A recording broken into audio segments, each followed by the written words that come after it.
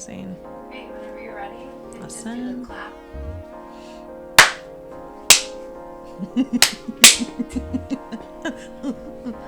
This is how we're starting this episode. Episode. Hey.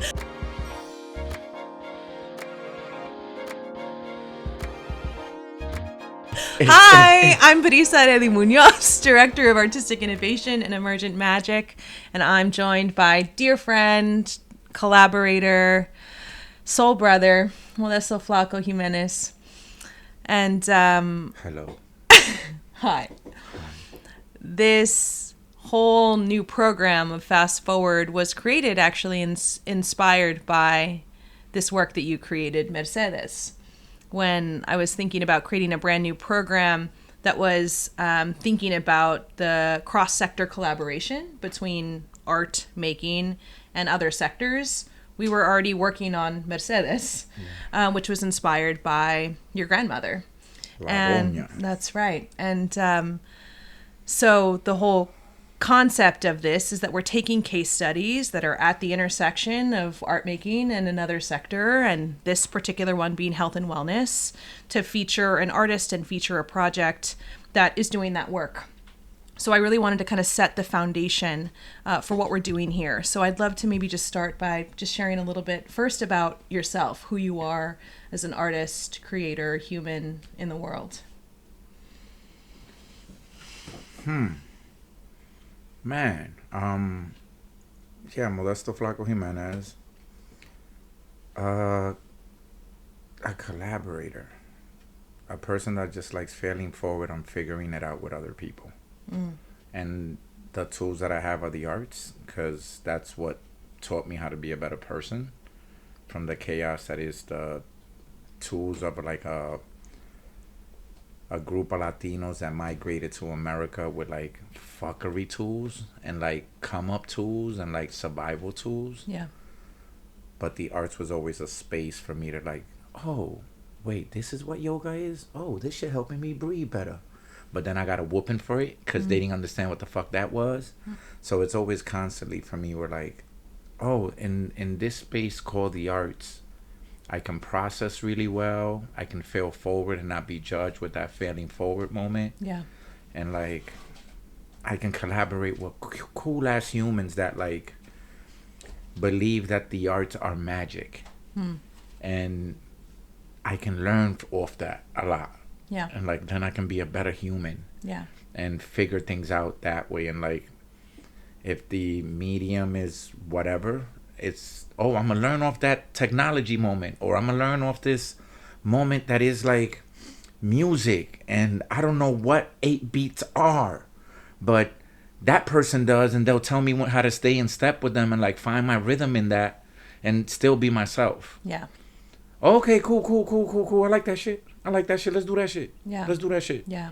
And like trying to, I'm already loud and extra because there was a house of like fucking 15, 20 of us at different times. Yeah. So like in the arts, I'm able to like humble myself And channel all of that energy. you know. Yeah. And it's like, that's me. Yeah. I've been being asked that question a lot lately. Yeah. It's like all the older I get, the more like with these weird accolades and these weird moments of like, oh, but you the OG and you like the uncle, which I'm still trying to accept that these young bucks are calling me uncle. Yeah. And they're like, nah, you still not OG level like grandpa, but you're like uncle. And like in that also a humble moment that is like, oh, I have tools that I should be sharing. Yeah. Because somehow I made it to uncle status in my neighborhood that people don't make it past a certain level. Yeah. Or like grow past a certain level of like wanting to wear the Jordans and that's all they want to be happy. Yeah. So yeah, feeling like super humble, super blessed. Like the privileged life. Oh man, it's gonna come early. This is why sometimes with you, man, if I cry, I cry. But yeah, it's just a happy platanero that got off a boat and like it's able to like embrace the little 9-year-old self and tell him like, yo, little nigga, you made it. Yeah. Don't nobody gotta know you, but you figured it out and you're breathing. Yeah. You were born in the Dominican Republic. And Platanero for life. and you spent your first few years there before hopping on a plane to the United States. Yeah. What can you remember about that plane trip, that arrival? It was really cold. I had a red and pink coat. The bananas were humongous, bigger than plátanos, which I found really fascinating. Like, why are these bananas so big? My grandmother was really happy that she had all her boys with her. It was cold, really, really cold. And everything was gray because it was like November and it was like snowing and it was like all the bright colors of my motherland weren't there anymore. Yeah. So it was like a super shift for a 9-year-old to like get on a plane with a whole bunch of people. Everyone was happy on the plane, and then everyone was just like dumbfounded when they got off that plane. Yeah. Some people knew what was happening. You could see in their faces, but like I was just in awe of like everything, and then being given a weird ass coat to put on, and I'm like, what is this? What's going on? And then being shuffled through, just like opening doors and moments, and just being like, what is what? Like in awe of it all, and like then getting to my grandmother's house and being like, wow. Okay, so this is what we live. Oh, so we're sharing a bed. Okay, these are the things. Oh, this is so dope. But also some of the same settings of like, we're sharing a bed in the Dominican Republic. So now I'm sharing a bed with my father instead of my mother. Yeah. And just those shifts that is like, everyone is speaking English once I'm here. And like weird moments of that were like, oh, I don't understand what's happening, but I can see you. And I kind of feel your energy now instead of your language. Yeah. So that was a new way of like learning for me to like just like read the body and not just understand the language. Yeah. So like that was my first beginning moments. I was like, oh, okay, I think I know what you're saying. I don't know. I don't understand your tongue, but I think I know what you're saying right now. Yeah. Okay, cool. My neighbor was like this dope Puerto Rican that like showed me so much, like really showed me the streets. This young queer person that just like showed me the streets before like people would say queer and shit. Yeah. Like early 1991. Yeah. Bushwick. Like yeah. She was just out here like showing me everything, and like she recorded my lines in English for the Wizard of Oz for me to like play a character. Yeah. And that's when I like went for my first audition, and it was just beautiful. Like seeing that, oh, my accent is denying me this role. And I have to now figure out how to not have an accent.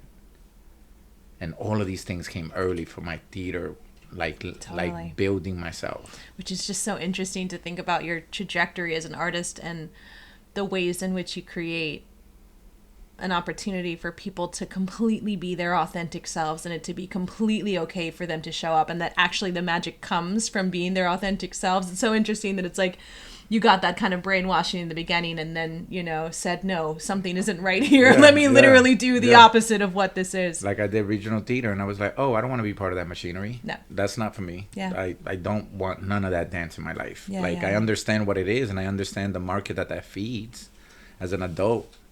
Right? But like growing up in it, it just felt weird. Yeah. Like being in college and being like, okay, regional theater now, because that's what you're supposed to do, and like be part of equities and these things, and like it's like to each his own. Yeah. Also embracing that like, oh, that's not for me. Yeah. And that's cool. Hello. This is AriDy Knox, and I am co-executive director of Musical Theater Factory, specifically the director of Decolonization and Sustainability. And I am coming at you to remind you to subscribe to The Vibe. The Vibe is to get all of the information you could possibly desire about the Musical Theater Factory community. We let you know what our artists are doing in the world. We let you know what they're doing in our home, in our community base, and it has lots of tips and tricks and links to help you further your career, whether you're a director, an actor, a writer, or just an audience member who wants to stay plugged in. If you want to be tapped into all things amazing in New York, especially within NTF, subscribe to The Vibe. It was your grandmother, Mercedes, who made it possible for you to get on that plane. And this whole project and case study is centered around her life and legacy. Yeah. Can you talk to me about who she was and the things that you loved about her? La Doña. Yeah, everything. Every time people ask me, it's like, she was everything, is everything. I still can't believe she's gone. It's like a moment where, like, living in that apartment now and remodeling and making it my own, and it's still moments where I like catch myself being like, oh, I had to go back because La Doña. And it's like moments where I gotta catch myself and be like, oh, no, you could stay out and like chill and like not rush back, not to just take care of, to just like hang out with her, because there was so many lessons always being taught. Yeah, Dominican woman who like did the most for her family, forgot herself for her family and her tribe. Now when I'm even trying to figure out what is it to be a true partner, it's like sometimes I look back and I'm like, oh, we were your partners. Like, you didn't even give yourself that, because all she did was try to make sure that the tribe was good. So like caregiver to random strangers, caregiver to the whole tribe. There's constantly things that from all the unpacking of all of her stuff, it's like just seeing how much money she spent on taking care of other people. Yeah. And like, oh, so this person still owed you for a cake you made for them in the 80s. God damn. It's 1998 and you're still charging them $2. What? Like just seeing all the care and love and tenderness like that she provided for people while people were trying to figure their shit out in America. Yeah. And like in North America. Mercedes was just a pure an ancestor sent from way beyond to like take care of like this new tribe of Dominicans that needed to figure it out in New York City. Like her house became the tribe where like the hut to let you keep your tongue, let you figure out your sazon, let you figure out your joy, let you cry, all of that. She was there to receive it all and then give you some tools. So okay, so that's what you're going through. Okay, this sounds like you just need some capital so you can have your own spot. Stay here until you raise enough money, go work with this person, and you're going to be all right. Or always trying to like just get the right tools needed to let you go on to the next step of whatever you needed in your life. Yeah. Which now at 43 and after 5 years of her gone, I'm like, fuck, she just did for others and didn't do for herself. Which is mind-bogglingly therapy. Yeah. So much of like, just like being so thankful for that lady giving and giving and giving to so many of us. And like accepting the reality that we took. And I was able to like get back a little bit during her moment of like forgetting herself. Yeah. But I can never repay the amount of like the space she gave me to like just even be an artist. Yeah.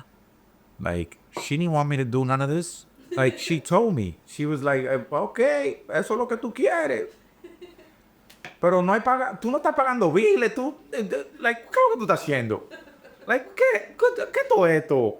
They're like, until she saw that I was taking a plane to Tokyo. And she was like, okay, I'll start taking care of the dog because ain't none of us ever went to Tokyo. Yeah. So you must be doing something. Yeah. Okay, I'll listen a little bit more. Okay, you're not going to Tokyo every other week. So not enough money is coming in clearly. But that means more energy and time, then you might do more. Yeah. So it's, that lady just, for me not to be for me not to be traumatized, crazy, stuck in a loop of just doing something that's just for capital in capitalistic America, and for me to just have the breather of a person that can just like, yeah, I just need to put in the energy towards this because this is what makes me happy and not just think about capital. Forever grateful.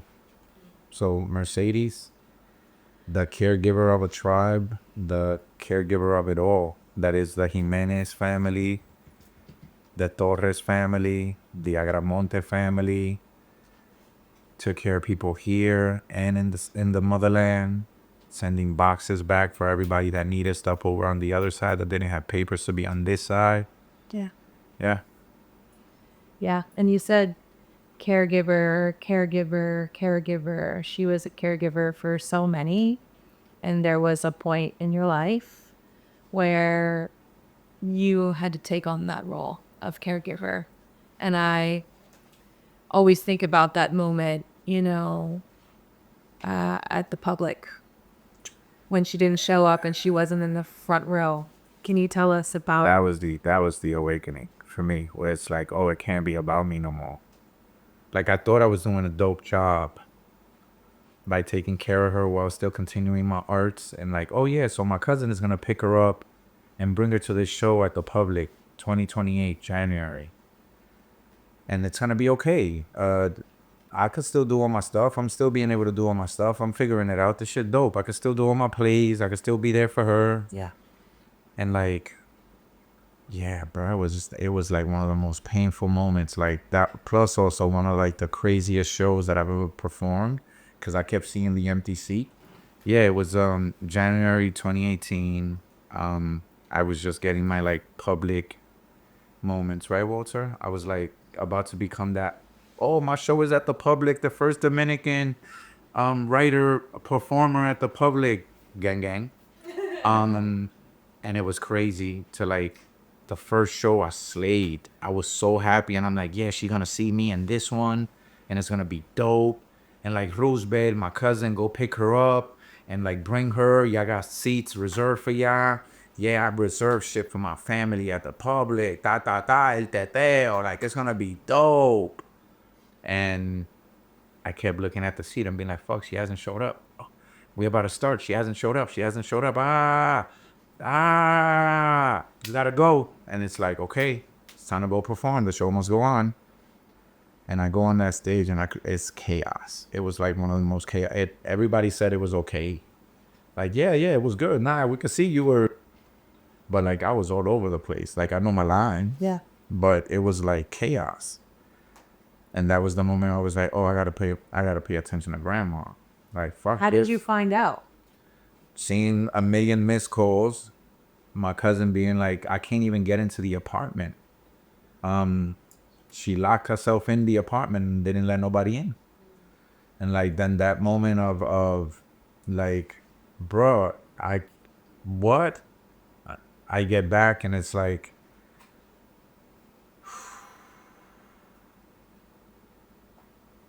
and I'm like, memory, because memory is such a finicky bitch. I don't remember if it was that day or the following week that then she wasn't at home. But like, the moment of, oh, now you're leaving looking for your mother because someone called you and told you that your mother is at the hospital, which your mother never been to America. And she already had died when I was like 15. Yeah. So then that moment of like, oh, you're time traveling already. Yeah. And now I need to put locks, and I need to do this, and I need to do that, and I do the other, just to make sure that you can't leave and hurt yourself. Yeah. And I got to pick you up at an emergency room, or start calling around different hospitals, or like, that was the moment where it was like, okay, I have to be the one that stays here now with you. Like, I have to live in this house with you, because there's not a 7-hour home attendant is not going to do it. And that's how many hours I had from a home attendant at the time, which allowed me to like, let me go do my stuff during these 7 hours of the day to make sure that I could leave my arts so I can keep doing my arts. Yeah. And then if it just like her brain just like started time traveling too fast for me to be able to like do other Yeah. without having a 24-hour me and another person constantly always. Yeah. Like there was no time of like, okay, and by the time I didn't know the amount of hours that like, oh, during the day you'll be there more you. But once it hits 2 or 3 o'clock, you'll start time traveling even more. Yeah. So that to me was like oh shit, I gotta put the arts as secondary now. Yeah. You're first until whenever this shit finishes. How many years were you her caregiver? From 2018, I started doing the caregiving around like 2016, where it was like not heavy at all. It was like I could take care of her, figure out food. But then once it hit 2018, that show, it was like, okay, I gotta move in. I gotta just move in and figure it out from there. Yeah. And then in 2021, she passed during Taxilandia, Yeah. which is like the show I wrote that starts next to her, because it was like I can't leave, so I have an hour and a half to do a show and be right back with you. The show would start from the home. I would drop people off after finishing the show an hour and a half and take 5 minutes to get back to the house. Yeah. So it was like intentional to write something that could keep my arts alive, but not be away from the home. Yeah. And like knowing that there's going to be a home attendant with her for that hour and a half that I'm going to go do this show. Yeah. And that was when your artistic career was really starting to blow up, you know? Taxilandia was huge. This idea of like using your experience as a cab driver and driving audiences around to explore the gentrification that was happening in Brooklyn. I never really made that connection that part of the reason why you did it was because you had to stay close. I had to stay in the house. It's like hilarious. So like every time that I would open the window, because it will be, for me to start the show, you had to text me that you are downstairs. Here's my number. Text here. I pick up the window and I say, are you here for the Taxilandia experience? She will look at me and be like, who you yelling at? What's going on? And I'm like, some white people outside. And like, that was our joke, right? Like, and then I would leave the documentary that the work in progress we were working about her. Yeah. I would press play on that, and then she'll hear Mercedes, and then she'll go like, ¿Quién me está llamando? And then I'll walk out the door. And that happened over 100 times before she passed. Wow. It was that loop. Wow. 3 to 4 times a day. Wow. So in that same loop that she will never remember that I just did that. Yeah. It was just like, the home attendant will love it. The home attendant will be like, sí, Blanquito outside. it just the cutest shit ever. You know, so it was also like, how do I not die in this? Because I know, how do I celebrate her? Okay, I'm going to play your documentary that we were working on. Yeah. And I'm able to hear her have some joy by listening to someone yell out Mercedes. Yeah. And then that will create the window of time for me to be able to leave while this documentary is either on loop. Yeah. Or after the documentary, the home attendant will switch it to like her music. Yeah. Yeah. Let's take it to that moment when we first started working together on this project. We had worked together before, but you know, something I want to say as a preface, a personal note, before we got to the ask of, hey, let's work on this project together. So when I was at the tail end of undergrad, trying to decide what I was going to do, I knew I wanted to go to grad school. I had learned about this thing, applied theater, which was like thinking about theater as a tool for so much more than just entertainment. I had to send an artistic review, or I had to send a video, and I've told you this story often. But I had to take a social justice issue, and I had to find a way to translate it into performance. And that was the video I had to send off to be accepted to grad school in New York City. If I hadn't gotten accepted to that grad school, I wouldn't have been in New York City. And I remember that because I was studying neuroscience and theater at the time, I was like, oh, I'm going to tell a story about dementia.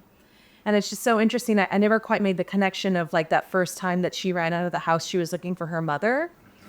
That really hadn't come together for me yet. But what I did was I made like a series of images, of moving images, and it started from like the moment that like someone was a baby being held by their mother, and their mother singing a song to them.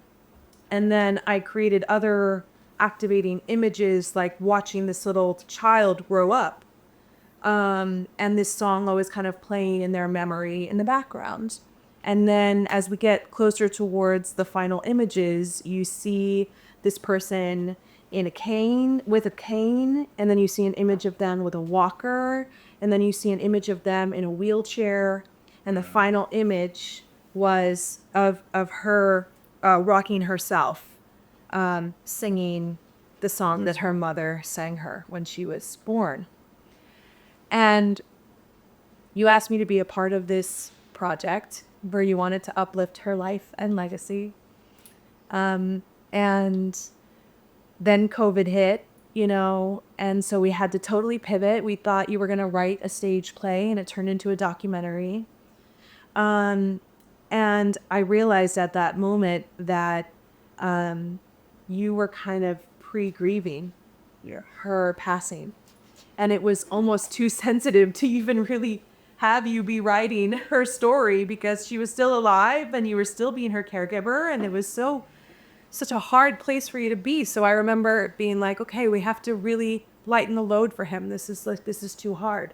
But you know what? We have to do a documentary anyway. So this is great. We'll interview, members of your community who are going through the same thing. And all I asked you to do was just write a poem or two. That's all you have to do. And we built this whole installation that was trying to recreate Mercedes' house. And all we did was, on that final day, we had you sit in a chair and we had you read the couple of poems that you had written, and we captured it and we interviewed you. And when you read the poem, you said, "Grandma me dancey, Grandma me dance with her cane. Grandma me dance with her walker. Grandma me dance in her wheelchair." Yeah. And it felt so beautifully synchronistic that we were working on this thing together, divinely inspired. And I remember you shortly after taking me to your home and allowing me to ask Mercedes for permission, to tell her story and get her blessing. And so this project started at the time when I still got to meet her, when she was still in physical form with us. And then shortly after, she passed. And the whole octopus of this project, Mercedes, was born. What made you decide to start telling her story at that particular moment? Just thinking about all the people that she had been taking care of, and knowing that all those people couldn't take care of her, and how do I document this but create a space for them to let all this shit out. Yeah. Okay, I can figure this out by hey, she going, y'all gonna need to come by and see her.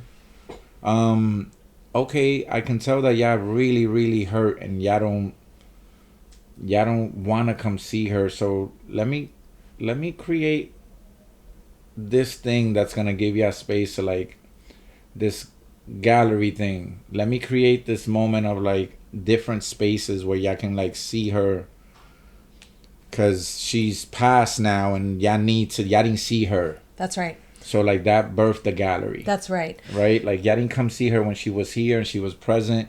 And y'all saw glimpses of this documentary where some of y'all were actually able to come to the home and still be with her when she was time traveling. Yeah. 5 or 6, and all the different home attendants that we were able to that cared for her still, and all those people were able to engage with her. Yes. And that was really beautiful to see her time traveling. And I'll never forget when she was talking about her friend who also was going through Alzheimer's, but Virginia, see, I saw her yesterday, and they hadn't seen each other for years. Yeah. But to hear Virginia's son Charlie talk about him getting heart attacks and all these things, trying to take care of his mother. And then me and him share tools. And in real time, me seeing like, oh, so this is how we can help each other. Yeah. Okay, I can help you get Medicaid, bro, so you can have a fucking counseling. Yeah. Because it's covered through Medicaid because you're the caregiver guy. Yes.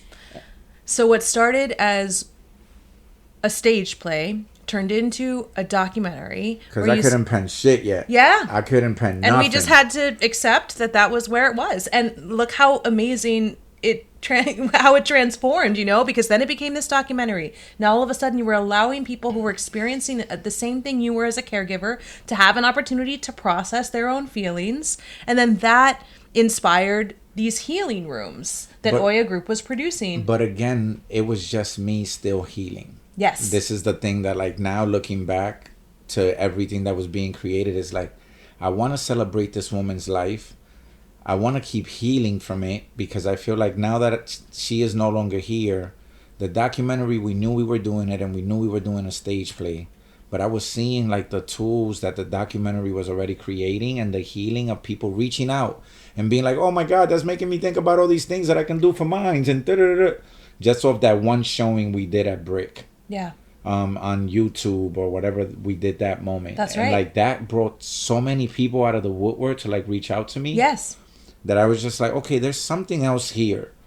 Oh, this brought Charlie and these people, and my cousin Roosevelt is now thinking about all the joy of me and him actually being family and like being back together. Yeah. Oh, okay, there's more here. Oh man, this setting that is the beautiful setting where everything got recorded, it did a lot of healing. This needs to be bigger. Yes. Yes. Let's create, let me rent this spot over here and let me create this thing so other family members are able to see her. And like, that's right. I'll write little poetry, like little prose or poem moments for each photo so people can like see everything she's done for all of us. Yes. And like I'll create these collages and like these moments and like create this weird gallery. And like then in the other room I'll hire all these friends of mine that are like great at what they do. You do great murals. Let's figure out a way that you can come in and teach a workshop with that for these people to like start beginning to let out shit out through their art without putting words but just visuals. Yes. You do the poems because with the poetry you'll do you, and like you come in and you do like some weird collaging, and like you come in and bring in like rocks and like flower petals and shit, and like somebody gonna heal because they gonna burn some sage and whatever the fuck. That's the workshop you're gonna do. But then how do you make that a step by step so then they can actually do it when you're not here? Yeah. Yeah. And that was the first healing room in Bushwick, in her neighborhood. And then also the joy of that was that a lot of family members that couldn't see her in that hospital or see her in the moment of like pain of losing herself. Yep. A lot of them were able to like process her and like breathe her in and breathe in what she did for them. Yeah. By being able to walk through this gallery that celebrated her life, there was a back room with art therapists and social workers where they could literally draw it out or paint it out and garner resources. Crazy. Yeah, for how to heal, how to grieve. And you said it. It's so wild that so much of this again was, I think, unconscious at the time, but when we look back at that original documentary, you were saying it all. You said the Latino community is really secretive when it comes to sharing their... Bruh. And then that became your whole journey, your own personal journey of your own healing to like... It's like, let me show y'all all of this shit because y'all need to like let this shit go. Y'all need to celebrate the people. Y'all need to celebrate the people that did for y'all because we can't be mourning all the time. We can't stay in this mourning box. So what started as a stage play turned into a documentary. That documentary then got played for your grandmother on loop as you escaped to go and do Doxilandia shows. And then the documentary turned into a healing room where folks could move through her life like a gallery and have a space to be with an art therapist and create more work and garner tools And then it became virtual reality. Can you talk about it being virtual reality and what the initial seedlings for that were? Yeah, it was like a moment of, after like realizing, okay, my grandma gone. I need to like share all these tools that I was able to create for myself to be able to like breathe and not let my arts die. Yeah. It's like, oh, this is more than like just me putting up plays. There's a lot of tools here. And like, how do I share that? I'm not a clinical person. I'm not an art therapist. I'm not none of that. So let me bring in all these people, because right, collaboration is everything. Let me bring all these people together that can actually articulate that properly. Yeah. That's going to be really dope. Yeah. And then in the failing forward of that, I had this weird moment of like, wait, what is there for like the person that doesn't do theater? Yeah. Like outside of the stage play that's going to happen. And like, I have this dope Onyx residency that lets me do whatever I want in this dope ass space. And I'm meeting people that like keep talking about VR and like, what is it to like invite people to my grandmother's house through VR? And what is it to like share that tool, but also like be able to like teach her story, because it's all about also the at the end of the there's an ego moment in all of this for me, right? That is like, I am here to document my people's history. Yep. Like no one has documented the Jimenez family, right? So I'm here to document the Jimenez family in America and to make sure that they know, and that it can't only be through a theater play that's going to shut down after 3 weeks. Yep. And a script that's going to live. So how do I do that? Through these healing rooms. How do I do that? Through this different weird documentaries that are going to go everywhere through all these healing rooms and like all these exhibitions and all these things. Yeah. Okay, cool. There's this thing that it's called VR, and now it can belong as part of like the VR world where everything is going to. Yep. How do I create 3 episodes of this? Like the first episode be, this is Mercedes' life. Episode 2 is, this is how you can help Flako take care of Mercedes. Yeah. And episode 3 is you putting yourself in her shoes when she had dementia. Yeah. So like for you to be able to take small little like bites of where are you right now with the moment of caregiving in your life. If you're just watching the Mercedes episode 1, you're just being able to like take that in and be like, oh, I might be going through some shit like that. Oh, episode 2 is like, these are some tools that you can do to like take care of this person. That's right. And episode 3 is like, these people are time traveling. Yeah. So you can't judge them. You can't get mad. Like, they're there for 2 seconds, love those 2 seconds, and then imagine being in their shoes where they forget where they're at, and like, and just create that empathy button within you. Like, oh, okay, let me not be mad at my grandmother because she forgot herself. Yes. And then somewhere in there, I became artistic director of MTF. And then it was like we came back. You were finally ready to revisit the stage play. And I was like, oh, well, you're the artistic director and founder of Oye Group. I'm here with MTF.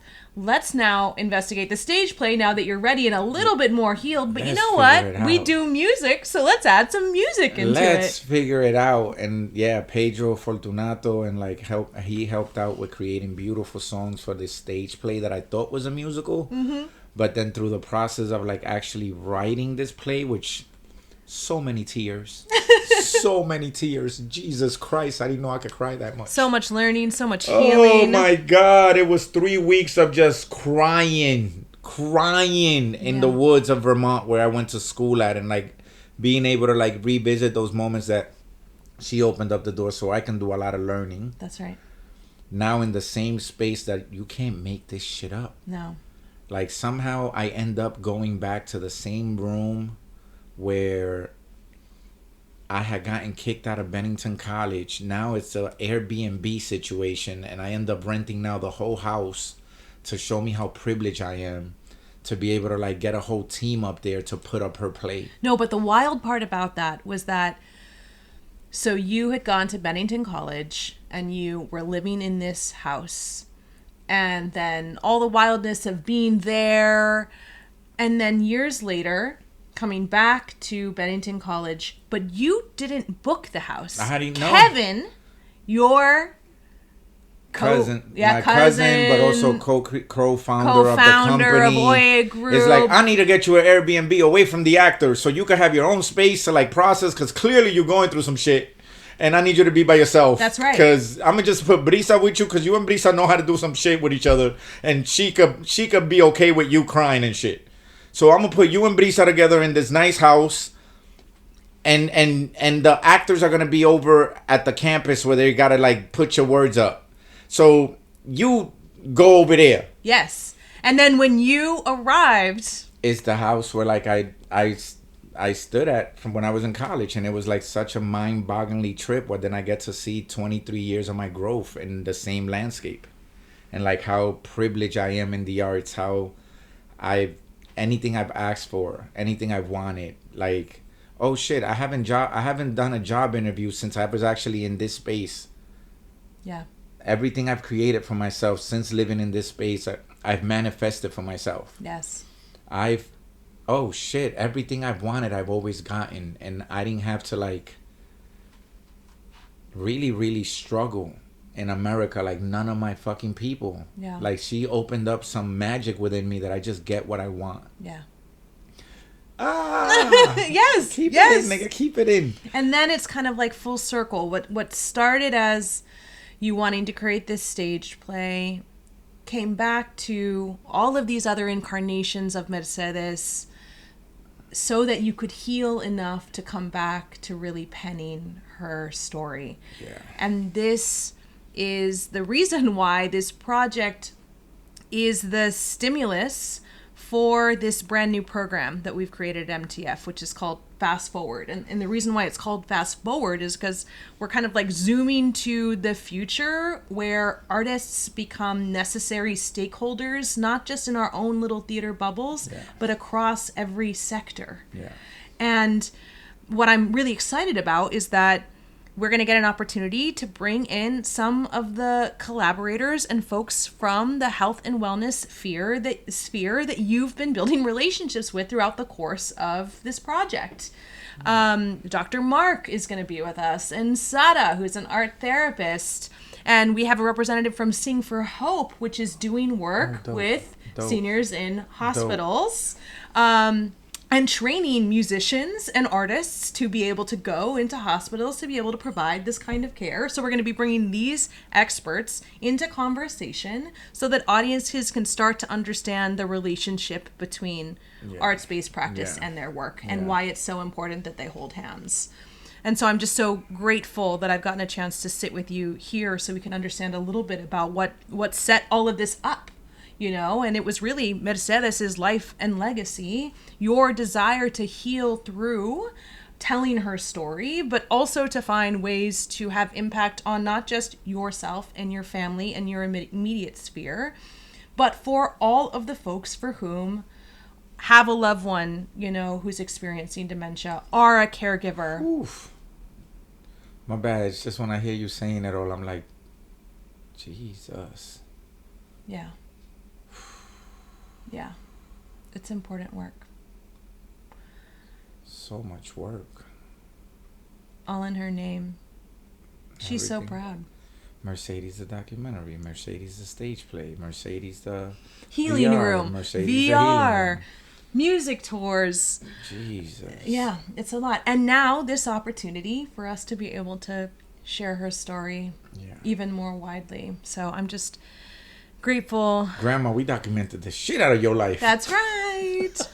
So that's right. And we're still going. There's still a lot more that we need to discover. So we're still very much in development. But we're so excited to introduce you to this conversation that we're going to be having with these cross-sector experts to learn a little bit more about the function that artists and art can play in society. Thank you, Modesto, for chatting with us. And I'm excited. We'll get you on the other side of the conversation to talk a little bit about not only how it went, but what are some of our next steps for the project. I'm really grateful for you. Thank you, Brisa. And thank you, MTF, for like continuing to like open up these magical spaces. Because really, it's not typical. you know? Yeah. You're doing the work too. I'm just glad we found each other. So let's just take an opportunity. What are the ways that people can stay in touch with the project, with Not your on work? my Instagram. Okay, so not Don't Instagram. look at me in my Instagram. Now everyone's going to You go can looking for him in his you Instagram. You can go to ojgroup.org and check out the work that we're doing with all the different, we like to call it the octopus, that is all the different Mercedes branches and world. You can go to FlakoJimenez.com and like check out my personal situation of all the work that I create that is to document the Jimenez family in America, in North America, in New York. Yeah, and come follow the journey. That's right. Come play with us. That's right. Oh, this is also a plug to say that the stage play will finally have its own live in 2027 at the Bushwick Star. Yes, May 2027 at the Bushwick Star. Dates will be announced. I don't remember them off the top of my head, but we know it's happening. The dates are confirmed, and Brisa will be directing that beautiful magic. Yeah, come check out what we're doing. It's continuous. We are. Wow, yeah, it's so many legs. Mm-hmm. Yeah, happy to be playing with you for so long about this, like really personal, beautiful. You getting me in my bag right now, bro. Oh my gosh, I can't wait. The next episode, I'm definitely gonna make you cry. That's my intention. Let's go.